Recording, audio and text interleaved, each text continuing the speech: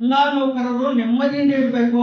ಆ ನೆಮ್ಮದಿಯಿಂದ ಇದ್ರೆ ಮಾತ್ರನೇ ನಾನು ಒಬ್ಬ ಸಂಘದ ನಿರ್ದೇಶಕನಾಗಿ ಒಬ್ಬ ಸಂಘದ ಅಧ್ಯಕ್ಷನಾಗಿ ಒಂದು ಗೌರವ ಸಿಗುತ್ತೆ. ಹೊರತು ಶಿಕ್ಷಕರೆಲ್ಲ ಗೋಳಾಡ್ತಾ ಇದ್ದು ನಾನು ನಿರ್ದೇಶನಾಗಿ ವೇದಿಕೆ ಮೇಲೆ ಕೂತ್ಕೊಂಡ್ರೆ ಅದಕ್ಕೆ ಅರ್ಥ ಇರಲ್ಲ. ಅದಕ್ಕೋಸ್ಕರ ಇವತ್ತು ನನ್ನ ಈ ಸ್ಥಾನದಲ್ಲಿ ಕುಂಡ್ರಿಸಿದ್ದಾರೆ ನೌಕರರು. ಅದಕ್ಕೋಸ್ಕರ ನಮ್ಮ ಸಾಹೇಬರಲ್ಲಿ ಮನವಿ ಮಾಡ್ಕೊಳ್ಳೋದೇನಿಲ್ಲ, ಕೆಲವು ನೌಕರರಿಂದ ಕಷ್ಟಗಳನ್ನ ಪರಿಹರಿಸಿ ನೌಕರರ ಕಣ್ಮಣಿಯಾಗಿ ಶಿರಾದಿಂದಲೇ ಮೊದಲು ಪ್ರಾರಂಭ ಆಗಬೇಕು ಅಂತ ಹೇಳ್ಬಿಟ್ಟು ಹೇಳ್ತಾ ಸಮಸ್ಯೆಗಳನ್ನ ಹೇಳ್ತಾರೆ ಅಂತ ಅಂದ್ಕೊಬಿಡಿ. ದಯಮಾಡಿ ಸಮಸ್ಯೆಗಳು ಬಹಳಷ್ಟು ಇದ್ದಾವೆ. ಆರೋಗ್ಯ ಸಂರಕ್ಷಣಾಧಿಕಾರಿಗಳಿಗೆ 3 ತಿಂಗಳಿಗೊಂದ್ಸರಿ ಸಂಭಾವನೆ ಬರ್ತಾ ಇದೆ. ಇವತ್ತಿನ ಕಾಲದಲ್ಲಿ ಜೀವನ ಮಾಡೋದು ತುಂಬಾ ಕಷ್ಟ ಆಗಿದೆ. ಆರೋಗ್ಯ ಸಂರಕ್ಷಣಾಧಿಕಾರಿಗಳಿಗೆ ದಯಮಾಡಿ ತಿಂಗಳು ಸಹ ಸಂಭಾವನೆ ಕೊಡ್ತಕ್ಕಂಥ ಅನುದಾನವನ್ನು ದಯಮಾಡಿ ಜಿಲ್ಲಾ ಪಂಚಾಯತ್ಗೆ ತಾವು ಆದೇಶ ಮಾಡಬೇಕು, ಅನುದಾನವನ್ನು ಕೊಡಬೇಕು ಅಂತಕ್ಕಂಥದ್ದು ಇನ್ನೊಂದು ಮನವಿ. ಮತ್ತೆ ಈಗ ನಮ್ಮ ನೌಕರರು ಸುಮಾರು 1 ವಾರದಿಂದ ಮುಷ್ಕರ ಮಾಡ್ತಾ ಇದ್ದಾರೆ.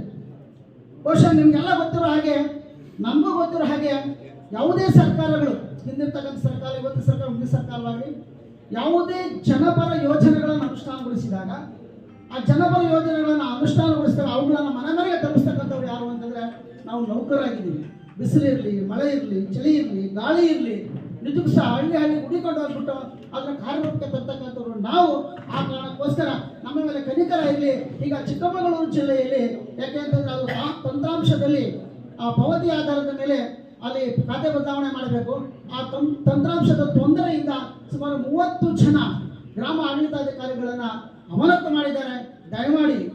ದಯಮಾಡಿ ನಮ್ಮೆಲ್ಲ ದಯೆ ತೋರಿಸ್ಬಿಟ್ಟು ಆ 30 ಜನ ಅಮಾನತುಗೊಂಡಿರ್ತಕ್ಕಂಥ ಏನು ಗ್ರಾಮ ಆಡಳಿತಾಧಿಕಾರಿಗಳಿದ್ದಾರೆ ಅವರ ಆದೇಶವನ್ನು ನಿಜವಾಗ್ಲೂ ಅಮಾನತನ ಹಿಂದಕ್ಕೆ ತಗೊಂಡ್ಬಿಟ್ಟು ಅವ್ರ ಕೆಲಸಕ್ಕೆ ತಗೊಳ್ಬೇಕು ಅಂತಕ್ಕಂಥದ್ದು ಮತ್ತೊಂದು. ಇದು 3 ಪದಗಳು ತಮಗೆಲ್ಲರಿಗೂ ಗೊತ್ತು. ಎಲ್ಲರೂ ಸಹಿತ ಇವತ್ತು ಹಲವಾರು ಇಲಾಖೆಗಳಡಿ ಹಲವಾರು ಸಂಘಗಳಿದ್ದಾವೆ. ಈಗ ಪೌರಾಡಳಿತ ಇಲಾಖೆ ಆಗಲಿ, ಬಿಲ್ ಕಲೆಕ್ಟರ್ ಸಂಘ ಇದೆ, RI ಸಂಘ ಇದೆ, RO ಸಂಘ ಇದೆ, ಇಂಜಿನಿಯರ್ ಸಂಘ ಇದೆ, ಹಿಂಗೆ ಕಂದಾಯ ಇಲಾಖೆಯಲ್ಲೂ ಅಷ್ಟೇ. ಈಗ VO ಸಂಘ ಇದೆ, ಸ್ಟ್ರೈಕ್ ಮಾಡ್ತಾ ಇದ್ದಾರೆ. RI ಸಂಘ ಇದೆ ಅಲ್ವಾ, ಶಿರಸ್ತರ ಸಂಘ ಇದೆ, ಆಮೇಲೆ KS ಅಸೋಸಿಯೇಷನ್ ಇದೆ. ಹಂಗೆ ಈ ಇಡೀ ರಾಜ್ಯದಲ್ಲಿ ಎಲ್ಲ ಇಲಾಖೆಗಳಲ್ಲೂ ಸಹಿತ ಅವರವರ ಹಂತಕ್ಕೆ ಅವರು ಸಂಘಟನೆ ಮಾಡ್ಕೊಂಡಿದ್ದಾರೆ. ಯಾಕೆಂದ್ರೆ ಅವ್ರಿಗೆ ಗೊತ್ತು ಸಂಘಟನೆಯಿಂದ ಹೋರಾಟ ಮಾಡ್ಬೋದು, ನಮ್ಮ ಬೇಡಿಕೆಗಳನ್ನು ಸರ್ಕಾರದಿಂದ ನಾವು ಪಡಿಬಹುದು ಅಂತ ಅವರಿಗೆ ಗೊತ್ತು. ನಿಜವಾಗ್ಲೂ ಇವತ್ತು ನಾವೆಲ್ಲರೂ ತುಂಬಾ ಒತ್ತಡದ ಕೆಲಸ ಮಾಡ್ತಾ ಇದ್ದೀವಿ. ಅಧಿಕಾರಿಗಳು ಇದಕ್ಕೆ ಮುಖ್ಯವಾಗಿ ಈಗ VAಗಳೇ ಹೋರಾಟ ಮಾಡ್ತಿದಾರಲ್ಲ, ಅವರ ಒತ್ತಡ ಅವರಿಗೆ ಗೊತ್ತು.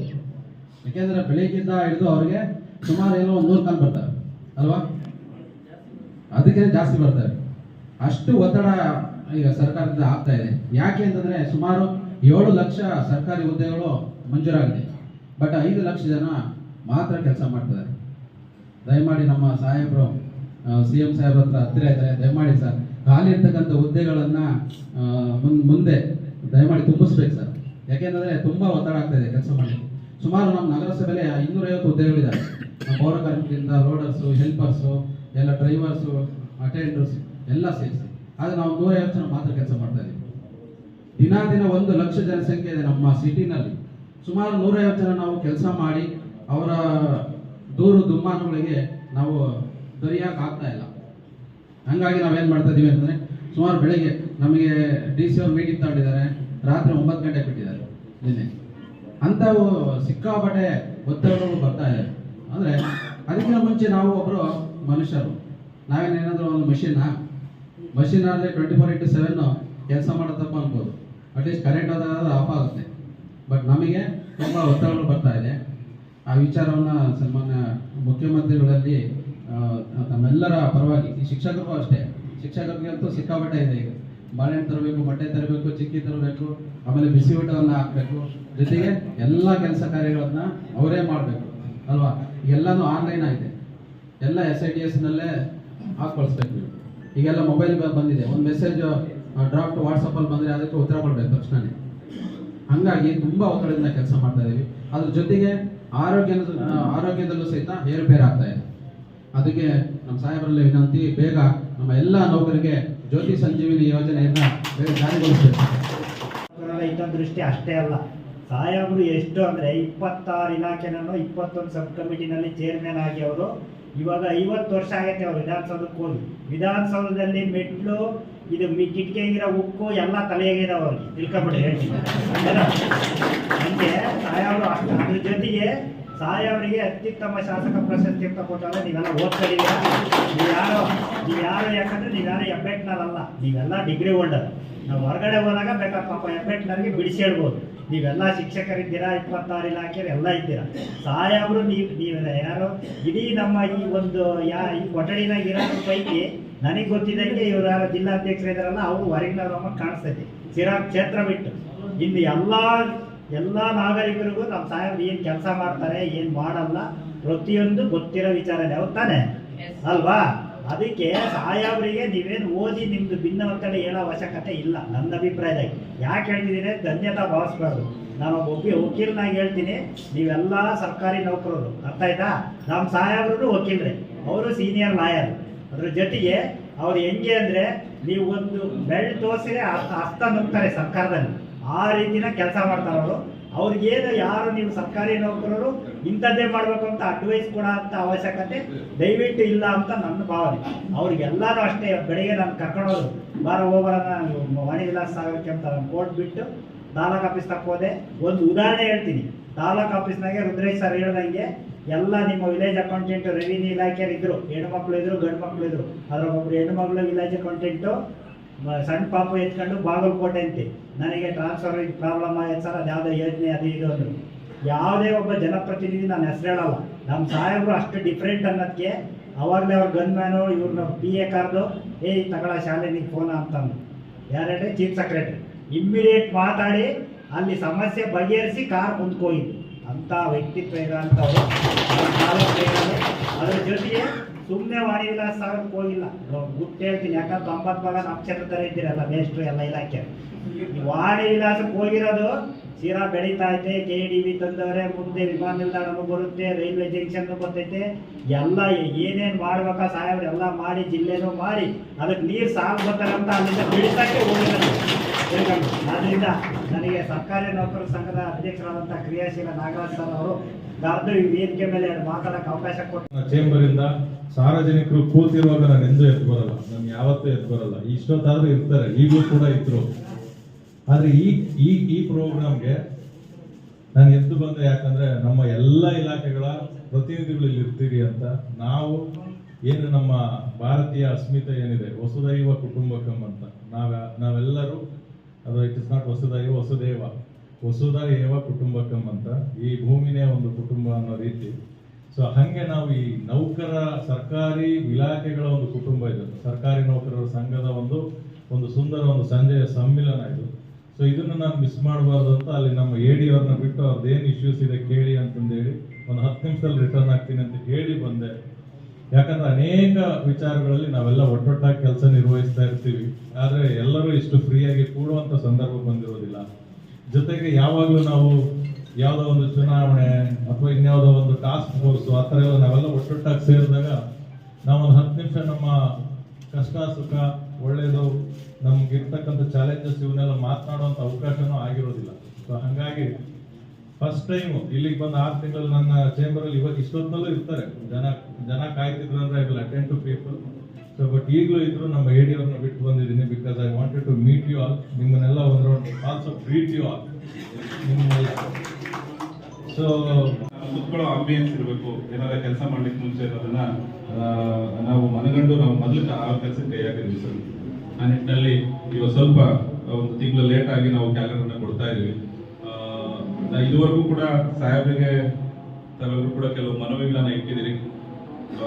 ನಾನು ಹೇಳಿಕ್ ಬಯಸ್ತೇನೆ, ಸಾಹೇಬರಿಗೆ ನಾನು ಗುರುಮೂರ್ತನ ನಾನು ಮತ್ತೆ ರಿಪೀಟ್ ಮಾಡ್ತೇನೆ, ನಾವು ಏನು ಹೇಳೋ ಅವಶ್ಯಕತೆ ಇಲ್ಲ. ಯಾಕಂದ್ರೆ ಈ ನೋಸ್ ಎವ್ರಿಥಿಂಗ್. ಇಲ್ಲಿನ ಕಷ್ಟ ಕಾರ್ಪಣ್ಯಗಳೇನು, ನೌಕರರ ಕಷ್ಟ ಕಾರ್ಪಣ್ಯಗಳೇನು, ಸಾರ್ವಜನಿಕರ ಕಷ್ಟ ಕಾರ್ಪಣ್ಯಗಳೇನು, ಮನುಕುಲವನ್ನ ಬಿಟ್ಟು ಆಚೆಗಿರೋ ಪ್ರಾಣಿಗಳ ಕಷ್ಟ ಕಾರ್ಪಣ್ಯಗಳೇನು ಅನ್ನೋದು ಸಾಹೇಬರಿಗೆ ಗೊತ್ತಿದೆ. ಅಷ್ಟೊಂದು ಅವ್ರಿಗೆ ಅನುಭವ ಇದೆ, ಆಳವಾದ ಅನುಭವ ಇದೆ.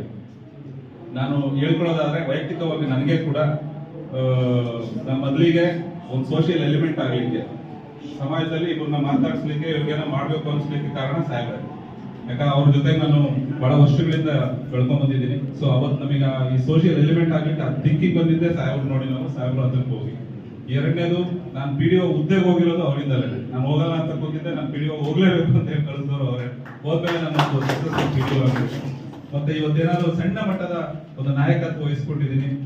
PDO ಸಂಘದಲ್ಲಿ ಜಿಲ್ಲಾಧ್ಯಕ್ಷ ಆಗಿದ್ದೀನಿ, ಹಿಂದೆ ರಾಜ್ಯ ಪ್ರಧಾನ ಕಾರ್ಯದರ್ಶಿ ಇದ್ದೆ, ಈಗ ಸರ್ಕಾರ ನೌಕರ ಸಂಘದಲ್ಲಿ ಕೂಡ ಅಧ್ಯಕ್ಷ ಆಗಿದ್ದೀನಿ. ಅಂದ್ರೆ ಅದು ಸಂಪೂರ್ಣವಾಗಿ ಅದರ ಶ್ರೇಯಸ್ಸು ಸಾಹೇಬರಿಗೆ ಸಲ್ಲಬೇಕು. ಯಾಕಂದ್ರೆ ನನಗೆ ಅವರೇ ಗುರುಗಳು, ಅವ್ರನ್ನ ನೋಡಿ ಕಲ್ತಿದ್ದೀನಿ ನಾನು. ದ್ರೋಣಾಚಾರ್ಯ ಇದ್ದಂಗೆ ಅವರು, ನಾನು ಏಕಲವ್ಯ ಇದ್ದೇನೆ. ಅವರೇ ನನಗೆ ಸಪೋರ್ಟ್ ನೇರವಾಗಿ ಕೊಟ್ಟಿಲ್ಲ, ಆದ್ರೆ ಅವರ ಆಶೀರ್ವಾದ ಮಾತ್ರ ಯಾವಾಗಲೂ ನನ್ನ ಮೇಲೆ ಇರುತ್ತೆ. ಹಂಗಾಗಿ ಇವತ್ತು ಒಂದಷ್ಟು ಸೇವೆ ಮಾಡಲಿಕ್ಕೆ ಅವಕಾಶ ಸಿಕ್ಕಿದೆ. ಇವತ್ತು ಒಂದು ಕಡೆಗೆ ಹೇಮಾವತಿ, ಇನ್ನೊಂದು ಕಡೆಗೆ ಭದ್ರೆ, ಇನ್ನೊಂದು ಕಡೆಗೆ ಎತ್ತಿನೊಡೆ, ಈ ಮೂರು ಬಂದು ಸ್ಥಿರ ಒಂದು ತ್ರಿವೇಣಿ ಸಂಗಮ ಆಗ್ತದೆ. ಅದರ ಕುಂಭಮೇಳವನ್ನಾದರೂ ಮಾಡ್ಬೋದು ಅಥವಾ ಇನ್ನೇನಾದರೂ ಏನಾದರೂ ಮಾಡಿ ಆ ಮೂರು ನದಿಗಳು ಕೂಡ ಸ್ಥಿರಕ್ಕೆ ತಲುಪುವಂಥ ಕೆಲಸ ಮಾಡಬೇಕು ಅಂತೇಳಿ ನಾನು ಕಂಕಣಬದ್ಧನಾಗಿ ದುಡಿತಾ ಇದ್ದೀನಿ. ಆದರೆ ಏನು ಅಂದರೆ ಇವತ್ತು ನಮಗೆ ಹಣಕಾಸು ಬೇಕು. ಇವತ್ತು ನಮಗೆ ಸರ್ಕಾರಕ್ಕೆ ಏನಾಗಿದೆ ಅಂದರೆ ಹಣಕಾಸಿನ ಇವತ್ತು ಎಲ್ಲ ಒಂದು ಕಡೆ ನೀರಾವರಿ ಕ್ಷೇತ್ರಕ್ಕೆ ನಾವು ಹೆಚ್ಚು ಹಣವನ್ನು ತೊಡಗಿಸೋದಕ್ಕೆ ಸಾಧ್ಯ ಆಗ್ತಾಯಿಲ್ಲ. ಅದರ ತೊಡಗಿಸ್ಬೇಕಾದಾಗ ನಾವು ಎಲ್ಲೋ ಒಂದು ಕಡೆಗೆ ನಾವು ರಿಸೋರ್ಸಸ್ ಜಾಸ್ತಿ ಆಗಬೇಕಾಗುತ್ತೆ, ಟ್ಯಾಕ್ಸಸ್ ಜಾಸ್ತಿ ಆಗಬೇಕಾಗುತ್ತೆ. ಟ್ಯಾಕ್ಸ್ ಏನಾದ್ರು ಜಾಸ್ತಿ ಆಯಿತು ಅಂದರೆ ಅಲ್ಲೇ ಕೂಗು. ಅದು ಹಣ ಇವತ್ತು ನಮ್ಮ ಈ ಯೋಜನೆಗಳ ಸದ್ವಿನಿಯೋಗ ಆಗಬೇಕಾದಾಗ ಹಣ ಬೇಕಾಗ್ತದೆ. ಸರ್ಕಾರದ ಆದ್ಯತೆ ಇವತ್ತೇನು ಅಂತ ಹೇಳಿದ್ರೆ ಇವತ್ತು ನಮ್ಮ ಎಲ್ಲ ನೀರಾವರಿ ಯೋಜನೆಗಳನ್ನು ಮುಗಿಸಲೇಬೇಕು ಅಂತಕ್ಕಂಥ ಆ ಚಿಂತನೆ ನಮ್ಮ ಕರ್ನಾಟಕ ಸರ್ಕಾರದ್ದು, ಸಿದ್ದರಾಮಯ್ಯನ ಮತ್ತು ಶಿವಕುಮಾರ್ ಅವರ ಸರ್ಕಾರದ್ದು ಅಂತಕ್ಕಂಥ ಮಾತನ್ನು ಈ ಸಂದರ್ಭದಲ್ಲಿ ಹೇಳಿ, ಅಂದರೆ ನಮಗೂ ಕಷ್ಟ ಇದೆ, ನಿಮ್ಮ ಕಷ್ಟನೂ ಅರ್ಥ ಮಾಡ್ಕೊಂಡಿದ್ದೀನಿ. ಆದಷ್ಟು ಬಗೆಹರಿಸುವಂಥ ಪ್ರಯತ್ನವನ್ನು ಪ್ರಾಮಾಣಿಕವಾಗಿ ಮಾಡ್ತೀನಿ. ನಮ್ಮಲ್ಲಿ ಎಲ್ಲೋ ಒಂದು ಕಡೆಗೆ ಒಂದು ಪ್ರಾಮಾಣಿಕವಾಗಿ ದುಡಿತಕ್ಕಂಥ ಅಧಿಕಾರಿಗಳನ್ನು ತರಬೇಕು ಮತ್ತು ಅವರಿಂದ ಹೆಚ್ಚು ಕೆಲಸಗಳನ್ನು ನಿರೀಕ್ಷೆ ಮಾಡೋನಿದ್ದೀನಿ. ಇವತ್ತು ನಿಮ್ಮ ಕಷ್ಟಗಳಿಗೆ ನಾನು ಖಂಡಿತ ಸ್ಪಂದಿಸ್ತೇನೆ. ಅದರ ಜೊತೆಗೆ ನೀವು ನನಗೆ ಎಲ್ಲೋ ಒಂದು ಕಡೆ ನಾವೆಲ್ಲ ಸೇರಿ ಆ ಒಂದು 20-25 ಸಾವಿರ ಸೈಟ್ ಕೊಡುವಂಥ ಕೆಲಸವನ್ನು ಮಾಡಬೇಕಾದಾಗ ನಾವೆಲ್ಲರೂ ಸೇರಿ ಅದು ಕೊಡುವಂಥ ಕೆಲಸವನ್ನು ಮಾಡಿದರೆ ಆಗ ನಾನು ರಾಜಕೀಯದಲ್ಲಿ ಇದ್ದುದಕ್ಕೂ ಇವತ್ತು ಸಾರ್ಥಕ ಆಗ್ತದೆ ಮತ್ತು ನಮ್ಮ ಅಂಬೇಡ್ಕರ್ ಅವರ ಸಂವಿಧಾನವನ್ನು ಓದಿದ್ದಕ್ಕೂ ಅರ್ಥ ಬರ್ತದೆ. ಆ ಜನತಂತ್ರ ವ್ಯವಸ್ಥೆಯನ್ನು ನಾವು ಅರ್ಥ ಮಾಡ್ಕೊಳ್ದಲ್ಲಿದ್ದರೆ ಕಷ್ಟ ಆಗ್ತದೆ ಅಂತಕ್ಕಂಥ ಮಾತನ್ನು ಕೂಡ ಹೇಳಿ, ಯಾವ ಕೆರೆಗಳು ತುಂಬಲಿಲ್ಲ, ಏನೋ ಪುಣ್ಯಕ್ಕೆ ನಾನು ಹೇಮಾವತಿ ನೀರು ತಂದು ಒಂದು 6 ತಿಂಗಳು ಹರಿದಿದ್ದರಿಂದ ಇವತ್ತೆಲ್ಲರಿಗೂ ಕುಡಿಯೋಕ್ಕೆ ನೀರಿದೆ. ಇವತ್ತೆಲ್ಲರೂ ಪ್ರೋಗ್ರಾಮ್ ಮಾಡೋ ಮಟ್ಟಕ್ಕಿದ್ದೀರಿ.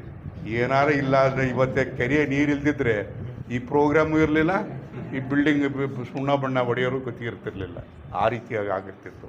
ಬಹುಶಃ ಇವತ್ತು ಎಲ್ಲೋ ಒಂದು ಕಡೆಗೆ ನಾನು ಶಾಸಕರಾಗಿ ನನ್ನ ಜವಾಬ್ದಾರಿ ಏನು, ನನ್ನ ಕರ್ತವ್ಯ ಏನು ಅಂತ ನಿರ್ವಹಿಸ್ತೇನೆ. ನಿಮ್ಮ ಕೆಲಸ ಏನು, ನೀವು ನಾನು ಎಲ್ಲ ರೀತಿಯಲ್ಲೂ ಕೂಡ ಇವತ್ತು ಆ ಕಟ್ಟಕಡ ಮನುಷ್ಯನಿಗೆ ಸಹಾಯ ಮಾಡಬೇಕಾದಾಗ ನೀವೆಲ್ಲರೂ ಕೂಡ ಸಹಾಯಕರಾದಾಗ ಮಾತ್ರ ಅದು ಸಾಧ್ಯ ಆಗ್ತಕ್ಕಂಥದ್ದು. ನಿಮ್ಮ ನೋವುಗಳನ್ನು ನಳಿಗೆ ಯಾವತ್ತೂ ಸಹ ಸ್ಪಂದಿಸ್ತೇನೆ. ಬಹುಶಃ ನಾನು ಒಂದು ಹೇಳ್ತೀನಿ, ಯಾಕೆ ನಾಗರಾಜ ಇರಲಿ ಅಂತ ಹೇಳಿದೆ ಅಂದರೆ ಅವತ್ತು ಆಗಿದ್ದಂಥ ಲೋಕಾಯುಕ್ತನ ನಾನು ಮರಿಬೋದಾಯಿತು, ನಾನು ಮರಿಲಿಲ್ಲ. ಅದನ್ನು ಕೊನೆಗೆ ಇವನು ಬಂದ ಮೇಲೆ ಇವನೇ ಮುಂದೆ ಬಂದು ನಿಂತ್ಕೊಂಡು ಅವರ ಕೇಸ್ ಕ್ಲೋಸ್ ಮಾಡಿಸೋದಕ್ಕೆ ಮುಂದೆ ನಿಂತ. ಆ ರೀತಿಯಾದಂಥ ಕ್ರಿಯಾಶೀಲತೆ ಅವನಲ್ಲಿ ಇರೋದ್ರಿಂದ ನೀನು ಅಧ್ಯಕ್ಷನಾಗು, ಅವರ ಹಿತವನ್ನು ನೀ ಕಾಪಾಡೋದಿದೆಯಾ ಅಂತೇಳಿ ನಾನು ಅಧ್ಯಕ್ಷನಾಗು ಅಂತೇಳಿ ಮಾತ್ರ ನಾನು ಹೇಳಿದೆ. ಆ ಚಾಕಚಕ್ಯತೆ ಇದೆ.